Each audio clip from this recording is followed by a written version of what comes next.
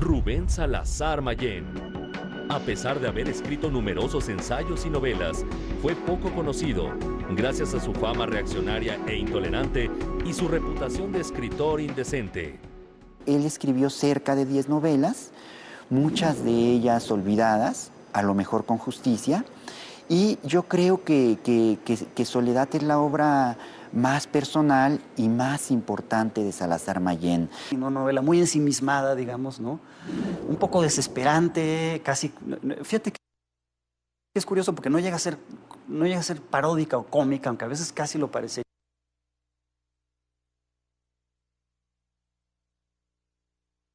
¿No? Entre un estado de...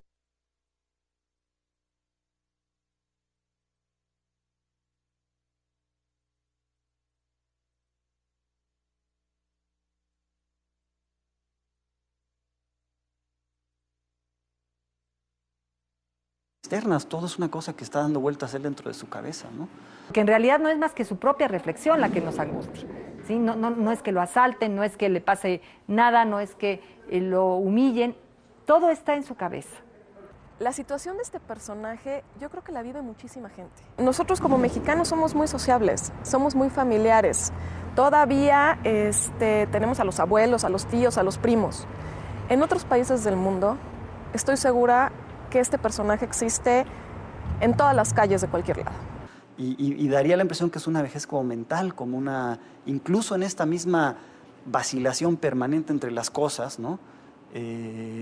Pues que es una gente como con ninguna seguridad, con ninguna decisión, con ningún control sobre las cosas. Es realmente un viejo en ese sentido también, ¿no? Todo está en su cabeza, ¿no? Y esa cabeza que es capaz de pasar de un momento de dicha absoluta, ¿no? Cuando lo invitan, a la desdicha absoluta cuando lo dejan. También ahí hay una especie de progresión, digamos, de la posibilidad de una, pues de ser parte de un grupo, ¿no?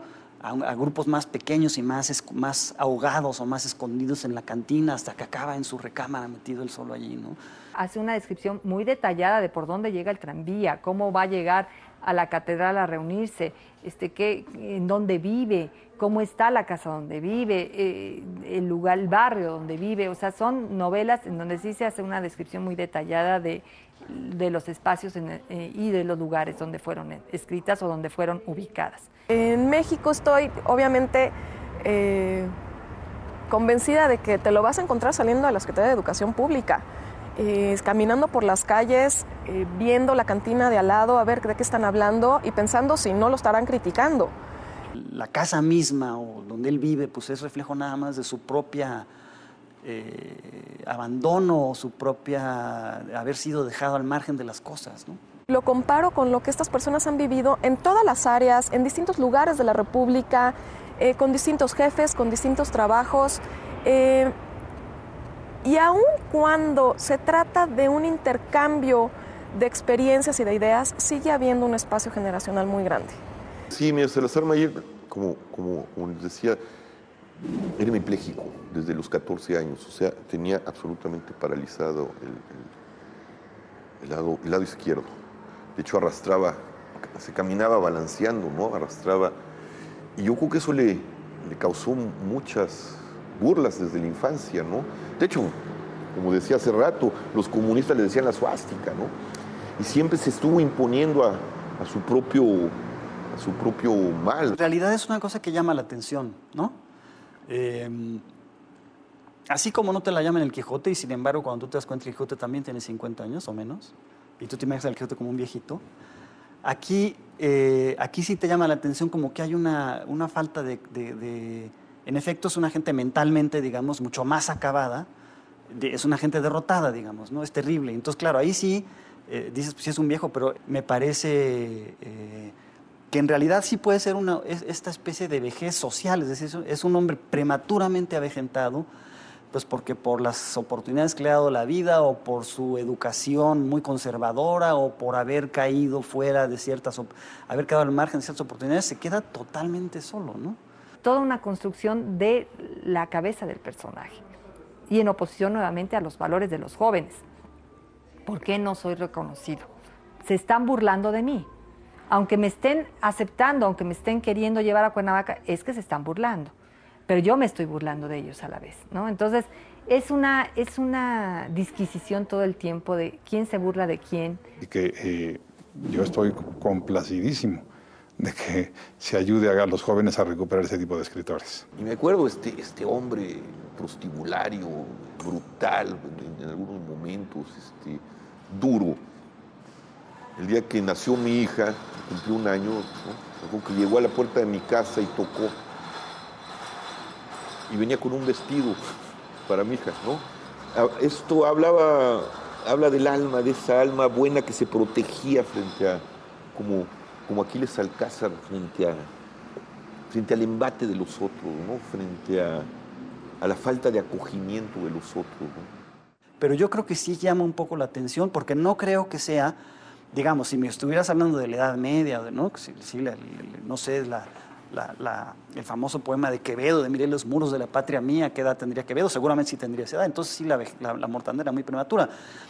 Una de las aportaciones clarísimas de los regímenes posrevolucionarios, la elevación de la esperanza de vida de la gente, ¿no? Pero yo no creo que hubiera esta idea, digamos, de que una gente a los 50, antes de los 60 era un viejo, ¿no? Entonces eso es un poco raro, no sé si es incluso una especie de recurso literario de Salazar Mayén. Inaugura por vez primera también, así como inaugura la novela urbana, con esta se inaugura en la literatura mexicana el monólogo interior. Es una novela construida a partir del monólogo interior, ¿no? Porque el personaje se habla a sí mismo, pues, ¿no? Se narra a sí mismo su propio drama, ¿no? Se dice su propio drama a partir de este monólogo interior, ¿no?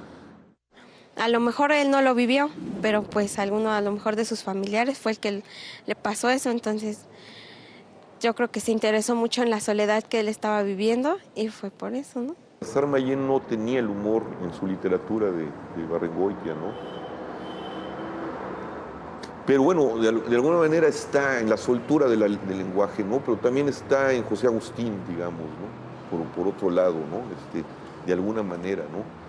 Está, yo creo incluso, no sé cómo lo pensaría, porque lo quería mucho José Emilio Pacheco, ¿no? Curiosamente, José Emilio Pacheco, yo creo que hay algo de, ¿no? Yo creo que las influencias de Salazar Mayén no son muy evidentes, no son muy conscientes en la historia de la literatura, y sin embargo están allí, ¿no? ¿Y por qué? Porque, pues por esto, ¿no? Esta larga marginación que tuvo en la literatura y que por desgracia pues ha sido reivindicada por muy poquitos, ¿no? Como por mí, por José Luis Ontiveros, y entonces, o por Christopher Domínguez. Christopher Domínguez también habían escrito páginas muy interesantes sobre la obra de Salazar Mayén, ¿no?